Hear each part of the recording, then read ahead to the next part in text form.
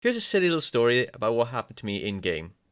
So, I was pretty much in a quick match at Overwatch, pushed a payload on the fence, and the game's just about to go into overtime. It was at this moment the enemy team launched all their ultimates in a last-ditch attempt to contest the payload. In the aftermath, there was only me left. Now, I just want to point out the payload is pretty much right next to the checkpoint, and a quick nudge would have it reach it and bought more time. Seeing it was just me left and the full enemy team, I thought it'd be wise to just get out of there. So running back, there are a few bullets flying, and I'm going the safest route possible. When suddenly, victory. Being shocked for a moment, I then thought, did every single player chase me and not one stay behind to push the point? Morons. Moral of the story, kids. Secure the win, don't chase the kill.